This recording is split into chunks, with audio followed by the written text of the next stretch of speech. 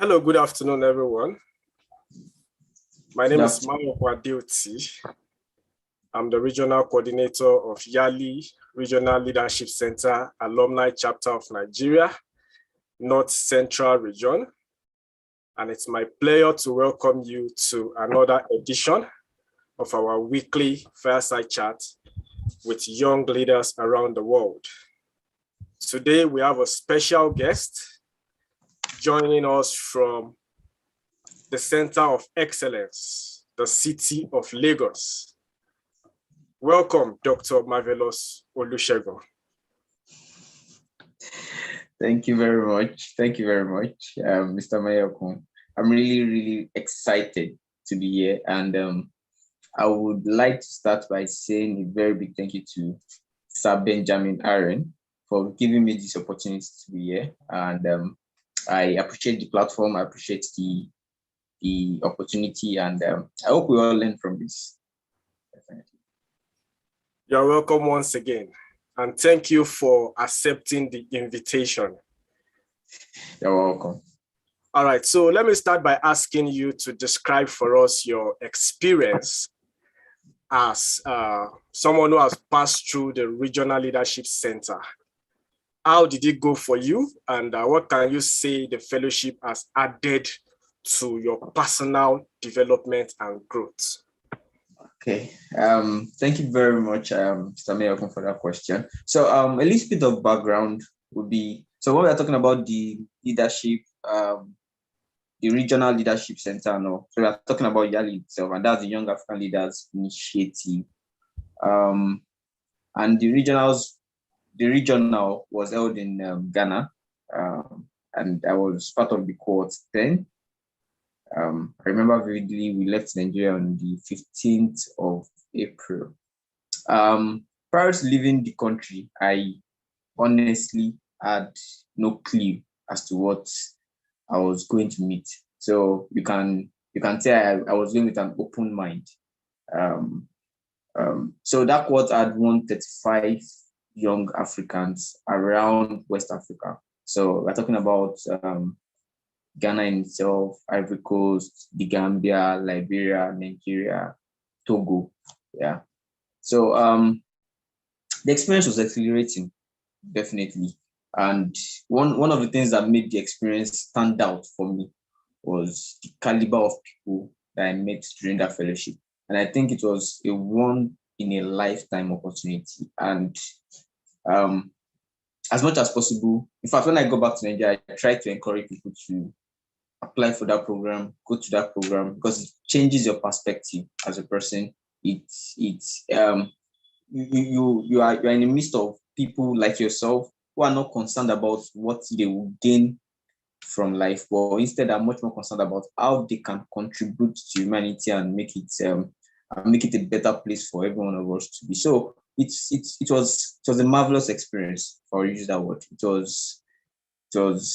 was good, and it was even through that through that particular program I met people like when I came to Nigeria and then went to Abuja for a particular program, and then we met him and then we had this discussion. There was this little cell meeting and all. It was good. And prior to also leaving the country, I had no idea what my vision was. I had no idea what my mission was. You know, as a young leader, when you're just starting out, you have everything all modeled up. You're just moving with the tide. You really don't have like a plan or stages as to how these things are going, because you know your passion is just pushing you and all of those things. But going to that program actually helped me set like a timeline for myself. Like I had a vision between now and 2025, what would I have achieved with this initiative? Between 2025 and 2030, what would I have achieved with this initiative? And also, I was able to get people who were like-minded, who were also inclined in the same direction. So the journey became easier. You're not just moving alone now. You're moving with people who also have the same vision and mission. So, like I said, it was a very good experience and we really love it. Thank you very much. It's always very interesting to hear testimonies of what the Yali Regional Leadership Center has done for young leaders. And I like the way you described it, Marvellous, which is also your name. All right, so you are the co-founder of the Invasion Group. You know, when I saw that, I'm like, invade, like invasion. You guys are invading. What are you really invading? So kindly tell us about the Invasion Group and some of the achievements you guys have been able to record in the lifespan of your organization. Please, could you repeat the question? I had to quickly attend to something. Okay, so my question is that tell us about the Invasion Group. What are you guys really up to? What do you do at the Invasion Group? Okay, Invasion Group. The Invasion Group was founded while I was in my 300 level. We basically, it was during one of my clinical postings, I went to, I went to the clinic, and then I saw a sea of people who had cancer, like late stages of cancer, and they felt hopeless because it was just more about treatment that they were not sure they were going to come out of and all. So that's experience kind of put what should I call it now? A sting.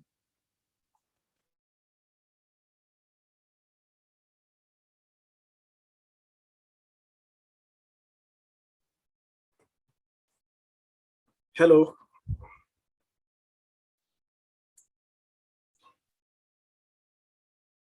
Okay, is it my network? Can anybody hear me?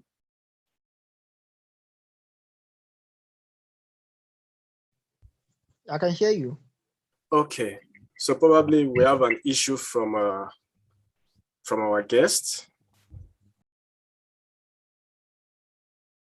Or can you hear him, Benjamin?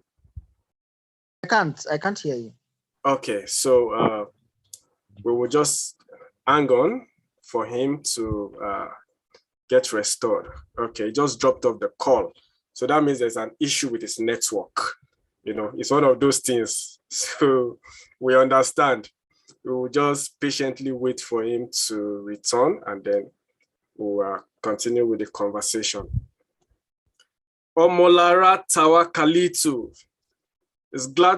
I'm glad to have you on the call today. How are you, madam?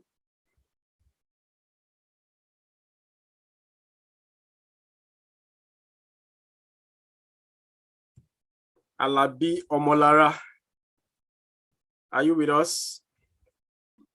Good evening, sir. Yeah, good evening, Omolara. I'm sorry, it's kind of noisy where I am, that's why. Okay, but we can't hear the background noise. So okay, all right. And she's talking too.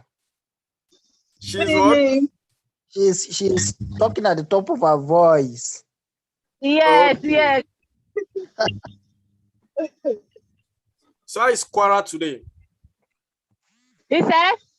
I said, how is Quara today? Well, Quara is fine. Okay. We are coming to Quara in December. Definitely, of course, definitely. Looking forward to that. Yes, sir. What will it be Quara now? Okay, if we go to Quara. What will I be doing? What you say we will be coming to? So when you say we, I want to assume it's Regional Leadership Center, RLC, North Central. So what are we doing? Like an event we need? Don't worry, my Oga. We are going to send an official invitation very soon, so you will know. I have a particular hotel I want to visit. Which hotel is that? I'm just kidding. I don't even know a place in Kwara State. No problem. No problem. Don't worry, Omolara will send an official invitation. Something is happening in December. You will get to learn about it soon. Yes, I will do that. Is it what I'm thinking? It's not what you are thinking. No, it's not what you are thinking. Omolara, why are you? You should have kept the suspense up now. I know that's what he's thinking, definitely. So, but don't worry, you come to Quara by December. Nice one, nice. Yes, sir. Thank you. I can see Arita Ojibril on the call. Welcome, Arita. Thank you. Good evening, everyone. Good evening. Thank you for joining us today on the call. Yeah, thank you for having me. Where are you joining us from? From Lagos State. From Las Gidi. Wow. How is Lagos today? Oh, is there? Oh. Abi, the Abi. usual hustle and bustle. Abi, at least today is even weekend. I tell you, you guys in Nah. Lagos. Abi, oh. Yeah, so thank you for joining us. The chat is on, and Okay. we just had a brief interlude, and we would be resuming the chat now because our special guest is back on the call. Okay, no problem. Thank you. Yeah. Dr. Marvellous, welcome back. I'm so sorry I had to go off. I can't really explain what happened to my network. Just went off. No challenge, we understand. Okay, so when we stopped at Okay, so you were giving us the gist of the gist invasion group, yes. about the invasion group, yes. Yeah, so like I said, I remember clearly I saw the look of desperation on these people's face, and it kind of just struck a chord with, like I felt like something was wrong. And based on my medical knowledge, I knew some of these people would not have gotten to that stage if they had been aware earlier. So with that knowledge and with that experience, I spoke to a classmate of mine, and I spoke to another classmate of ours. And then in our 400 level, we started having these little awareness talks, with having this word of mouth, talking to people and all of those things. And as time went on, we grew larger. Now, and that's what I would try to tell young people also. If you have a message, you also need a platform. So luckily for me, I ran for a student union post, the president at that time, and then I became president. And then using that platform, I was able to leverage on that platform to now form a larger organization, a larger student body, where all we did was we started going out to places in large numbers, started talking to people, free cancer screening, free breast cancer screening, and all of those things. So we did that from time to time.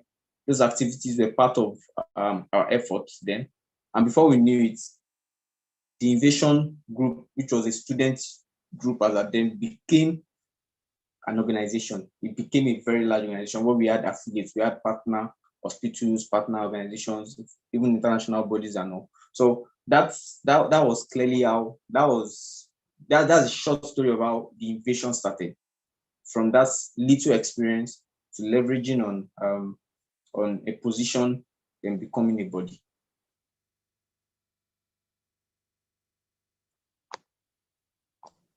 Amazing, amazing. So could you tell us some of the things you have achieved, now that you're a larger organization? I know you guys do some things on maternal and child mortality. We don't do things on child mortality, but on maternal mortality. Let me use that phrase. So okay. What we do basically is for the woman. So we started from breast cancer screenings, where we did breast cancer screenings free for them. And then we did cervical cancer screening at some point for them. And then there was a point where we also delved into prostate cancer for men. And about our activities have majorly been revolving around women, breast cancer, and all. So we also do general screening for people and all of those things. But major activities has always been breast cancer screening, cervical cancer screening, and 1 or 2 ways prostate cancer screening. Amazing.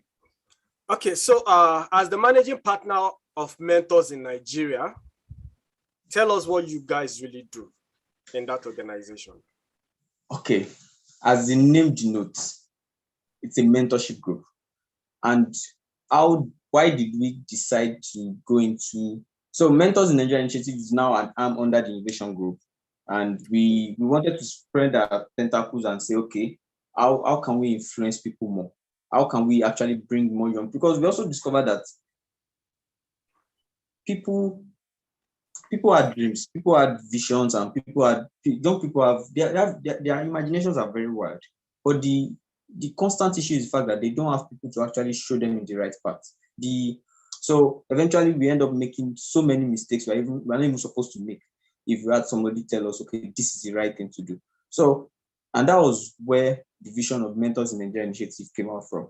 We decided to form a platform where we have verified mentors who are already on the platform and mentees who will be coming up on the platform to hear from our mentors. So we, just like the models that I've experienced, we divided these things into tracks where people, so whatever track your interest is aligned, you go into that track and then you have a mentor to talk to you. And these mentors are leading players in various industries, like industry people who are working, top people in likes of Globalcom, top people in likes of Honeywell and all those things. So we had that caliber of mentors. We knew we had that access to those kind of people. So we're also able to use them to influence the younger people and how they come up. So selection process for them is just very simple. It's just a willingness and a desire to actually be on that platform. So if you're able to evaluate that, see that yes, you are willing, and then you have the desire to be on the platform, then you are good to go.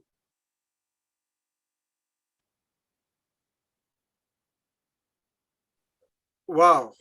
Thank you so much for that response, that explanation. It was very, very much on point, because indeed we need our youths to have mentors, people who have gone through the path they want to walk, so that they can learn and not just have to be, doing trial and error on the path. So you guys are really doing amazing well. Now I'm going to talk about an award which you won recently, and that is the Princess Diana Award. That is one of the most prestigious awards a youth can actually win in the world today, because it is internationally recognized. Tell us, how did you make this happen? Share with us the journey of how you were able to be a recipient of this award, and how has it impacted your life and the work you do?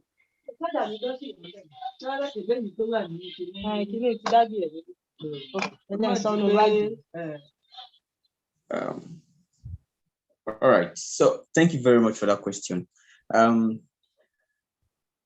The Princess Diana Award was probably one of my major achievements in the social entrepreneurship space and line. And how did it happen? Honestly, there's a God factor.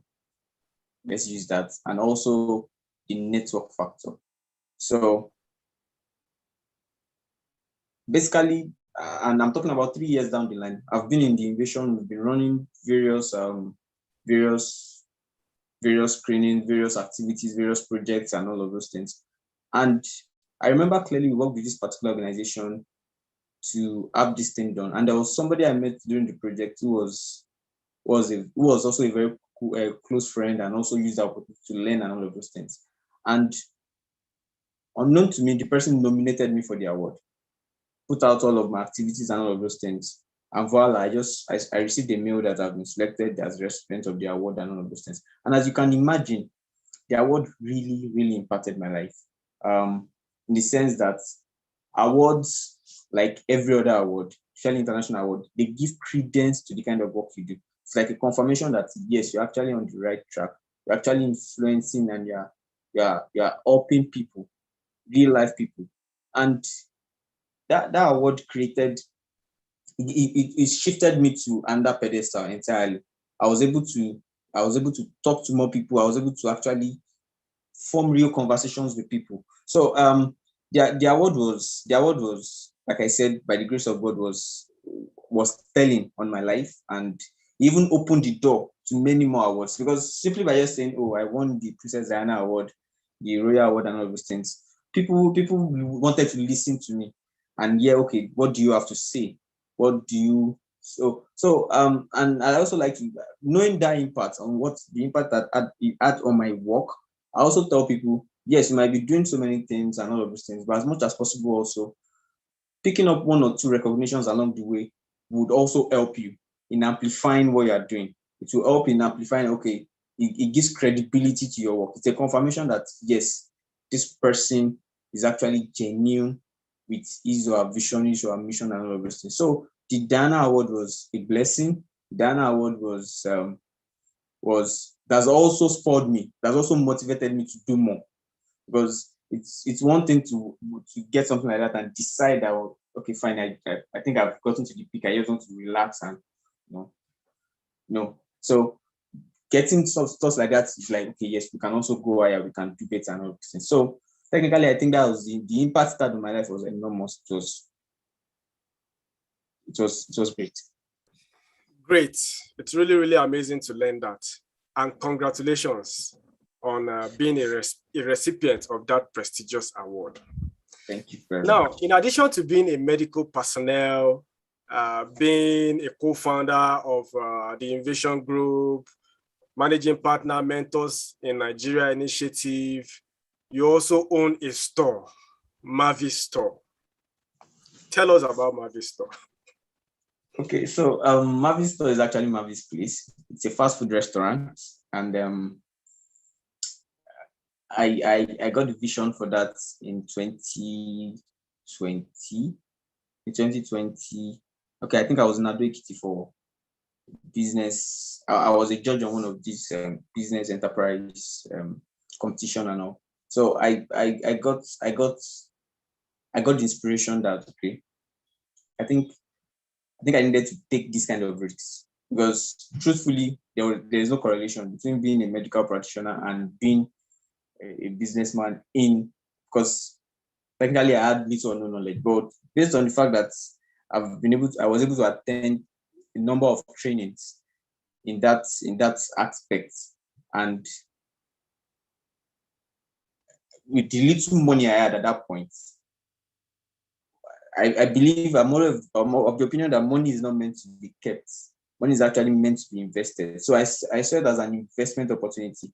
Okay, let me invest in this business, acquire a little bit of assets, and try and see the expansion. It was, to me then and now, one, I was creating job opportunities for us, for people I will be employing, one, and then two, it was also an alternate source of income, because except we want to lie to ourselves, you can't be in Nigeria, Lagos specifically, and say you're relying on just one channel of income and all of this. So those were the motivation behind deciding to become a business owner and running a fast food restaurant. And I can tell you, the journey has been very rough.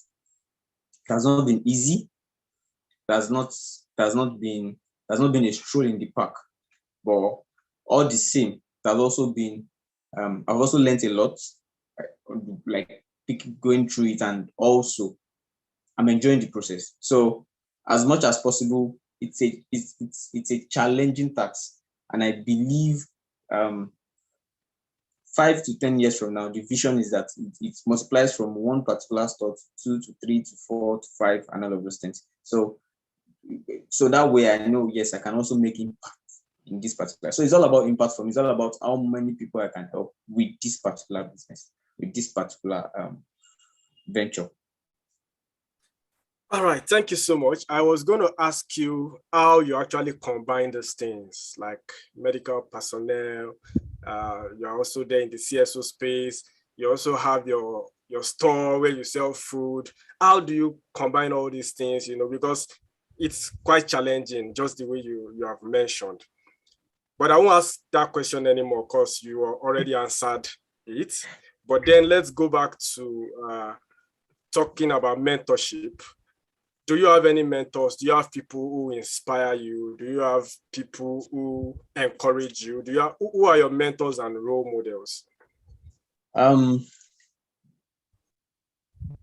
I believe somebody who does not have a mentor probably wants to, probably is interested in following along the way, picking himself up, and then making a seamlessly easy journey a tedious one for that person. So my major guiding principle has always been to identify people in a particular space or in particular spaces, and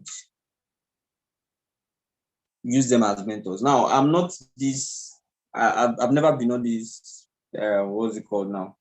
Elon Musk kind of person that Elon Musk is my mentor and all those things. I've always been this kind of person who chooses his or a mentor via, like, I can form personal relationships with my mentor. I can actually hit them up, ask them questions pertaining to them, ask for advice pertaining to what I'm doing. So I remember when I was in Ghana, I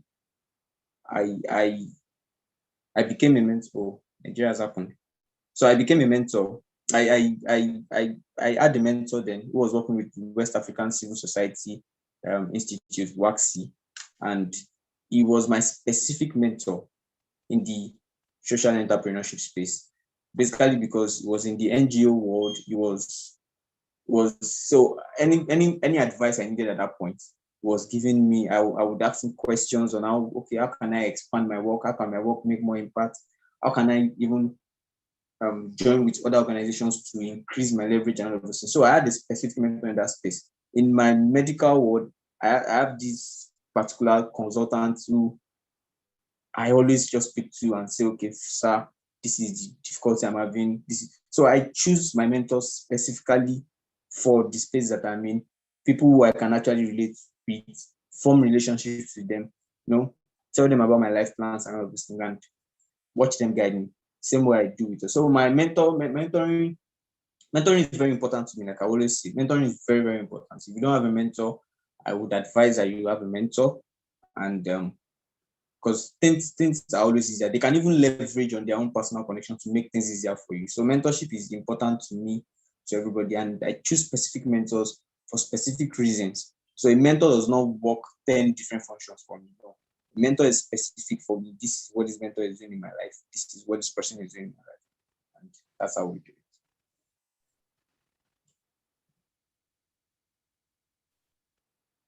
All right. Thank you very much for that.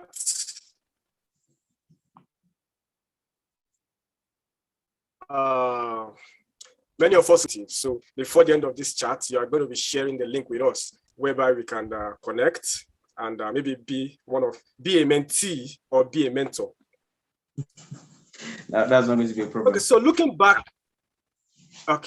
on your journey, are there any opportunities that you would say that you probably missed, and which you know that if you had actually grabbed these opportunities, it could have actually helped your life to become even better than this?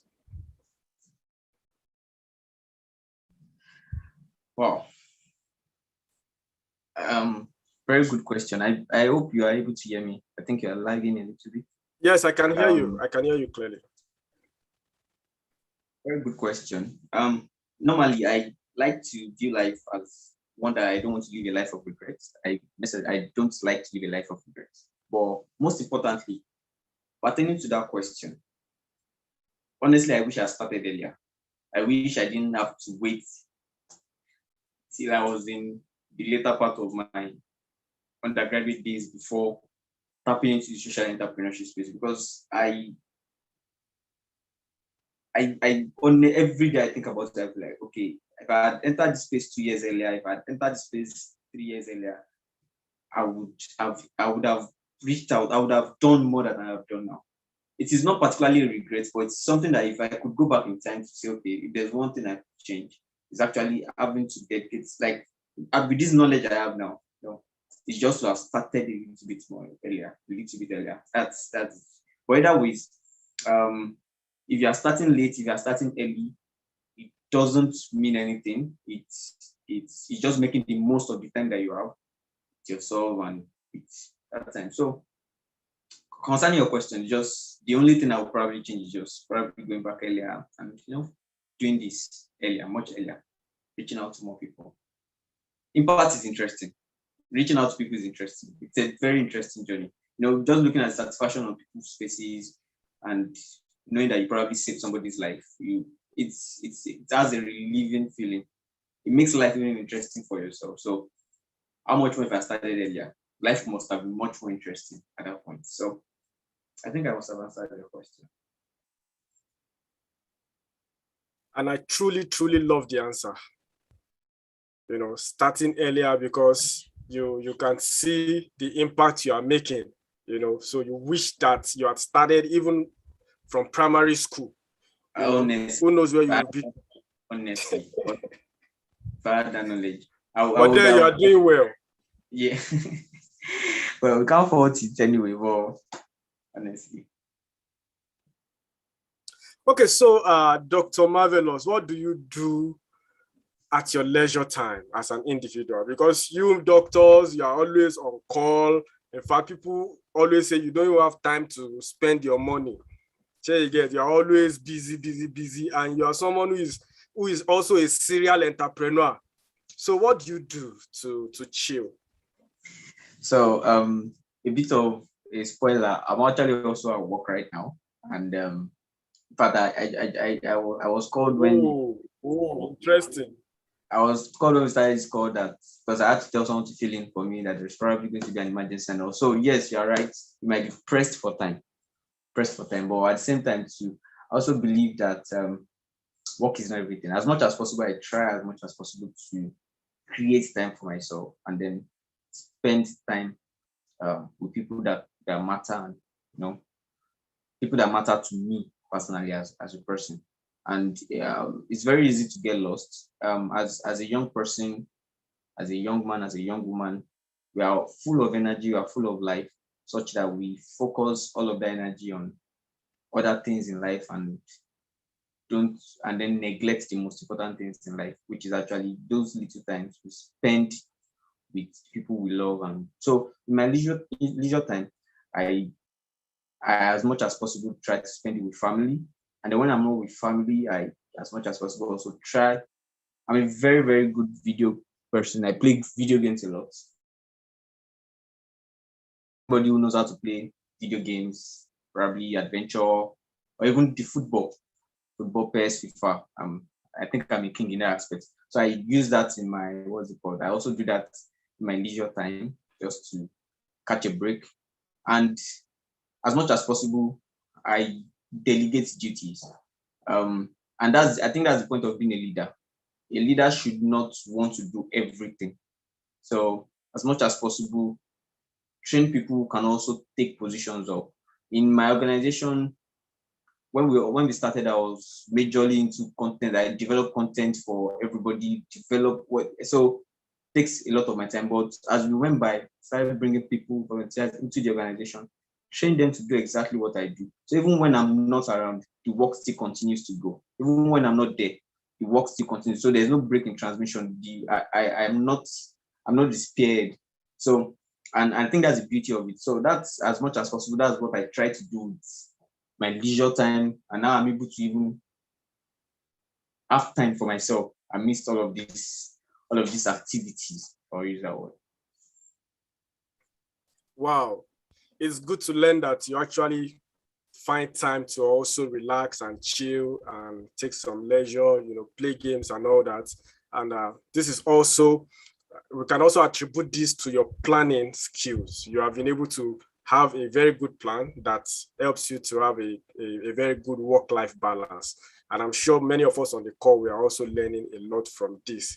You know, there's this talk about mental health and pressure and all these kind of things going on today. So we really need to find time to chill and relax so that we don't get burnout. If you don't mind, I even wanted to say something in that regard. When I mentioned that we can get lost in a number of activities, and the truth is we live in a very chaotic world. Everywhere is chaos. You cannot step out of your house in 10 minutes to go to wherever it is that you're going to, and somebody will not infuriate you, or somebody will not everything. Life it feels like life is just moving very fast ahead of us, and there's a need for us to actually have a stable mental health. Like we should have an healthy state of mind, and that cannot be overemphasized. It can't really be overemphasized, which is why people who have not been able to maintain a stable state of mind eventually become progressively sad or progressively depressed and all of that. And as a young person, there's always this pressure. There's always this pressure on you. You have this pressure to make money. You have this pressure to be relevant. You have this pressure not to be pushed to the back. So this constant pressure works and affects our lives.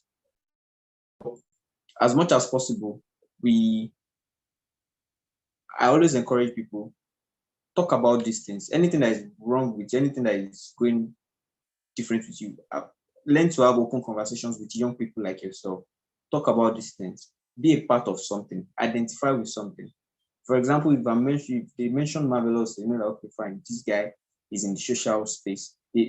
I've been identified with something. It is that simple. People get identified. I remember there was a mentorship cohort we had, and there was this lady that was going through a lot in terms of family.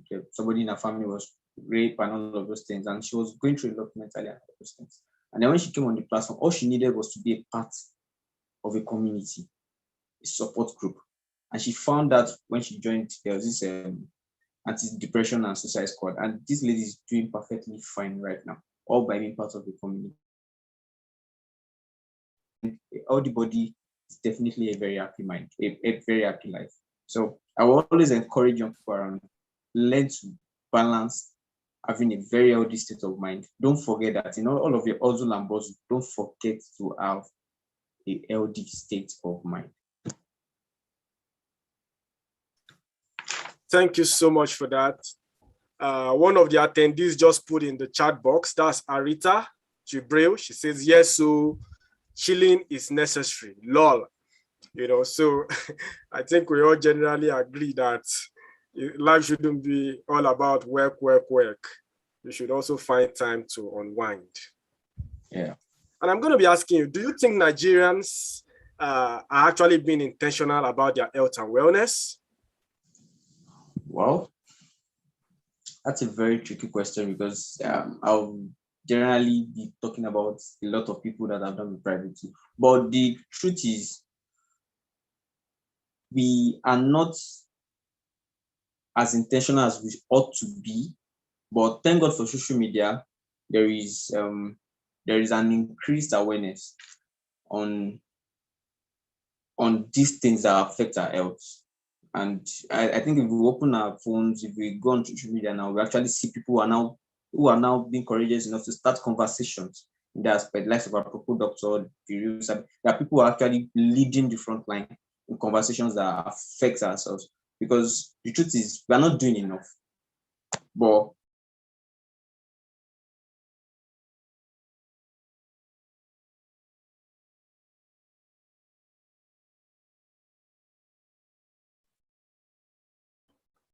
I'm sure Doctor has got to quickly attend to something. Just like I said, he's currently at work. He just had to quickly jump on this call. So we understand. Please hang on, guys. okay, I'm so sorry, I had to quickly attend to someone. We understand. Yes, sir. So like I was saying, so there are people who are leading conversations in this aspect, and I think it's a good one. And yes, so changing this conversation, changing the narrative is all about having more people come out to lead conversations and even join the conversation. If you are not even leading, join the conversation concerning the health and wellness of everybody. All right, thank you very much. This is going to be my last question to you. And then we'll also throw open the floor for any of the attendees to ask you any question. We know that, time is of essence, and you are someone who is currently at work, and we can't keep you for too long. So just overall, how would you describe your journey as a mentoring coach, a medical personnel, a community advocate, and a food lover? Very important, a food lover. So if you permit me, I think I will just use one word to describe it, and it's life-changing. I think that's the word, life-changing. The fact is that being all of those things have actually given me a purpose to life.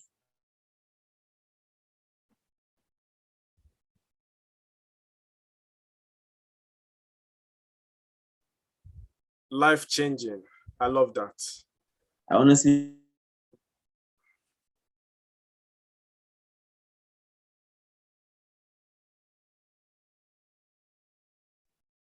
Hello, doctor.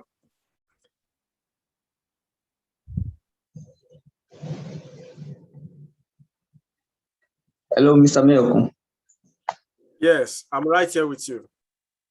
Okay, like I said, so being has really changed, has given me purpose, and if I were to end my life on earth right now, I will actually feel more purposeful. I will feel like, yes, I've done enough to influence people around me. So being all of those things have just given me a sense of purpose, and it has made me feel more of like I really can't explain how it has been, but I can assure you it's been an experience. It's been an experience for me so far. Amazing, amazing, amazing, life-changing. And I want you to know that we are so proud of what you are doing. And we are indeed very, very, very glad and grateful to have you as our special guest today. And in fact, we appreciate it even more to know that you are actually at work.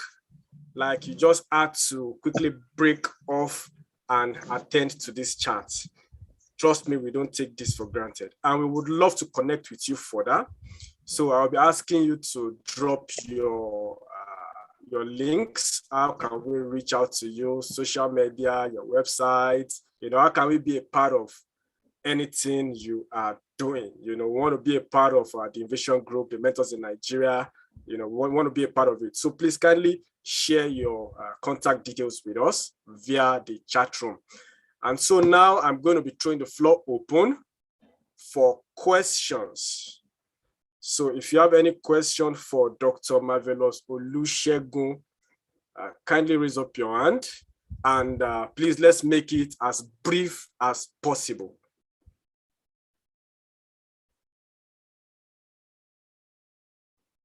Questions?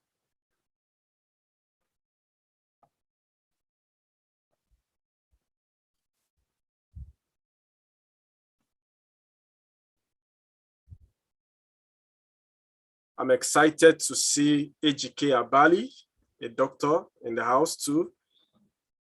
Stanley Agoha, Francis Chotu, Aruta Jubril, and Benjamin Aaron. You guys are great. Any questions? Yes, actually, I have a question.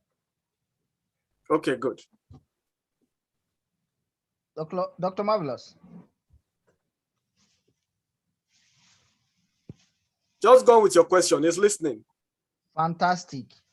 I was hoping you're going to throw some light as regards as a young person, the lessons you've learned for the period of the NSAS protests.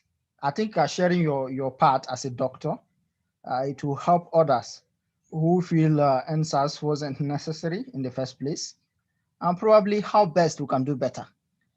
That's one. Number two, do you believe as a medical doctor we can solve Nigerians' problem politically?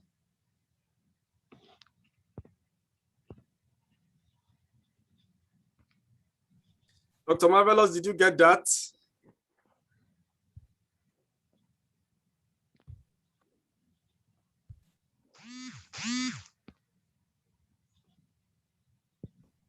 I think our doctor is busy. Ejike Abali says, I'm on transit. I would like to type my question. Feel free to type it. And if doctor comes back on the call, he can respond, It's actually on this call.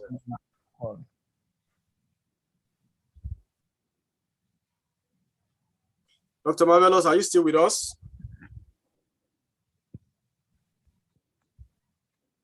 I think he's okay.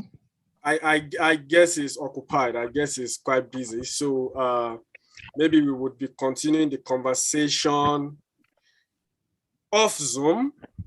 So because of time, we would be wrapping it up right now. So we can always reach out to him. I'm sure a number of us have his number. Feel free to keep up the conversation. You can always reach out to him, and ask any questions, get links to how you can be a part of his initiatives. It has really been a great chat today. I have learned a lot. I've been impacted by his story, and I have no doubt that we all have been impacted. And so I want to use this medium to say a big thank you to everyone for taking out time to join the call today. As we normally do every Saturday, we end the chat by going into a breakout room where we get to network with ourselves for some minutes. And we would be proceeding to the breakout rooms now. So once again, a big thank you to Dr. Marvellous Olusegun for joining us today, and to all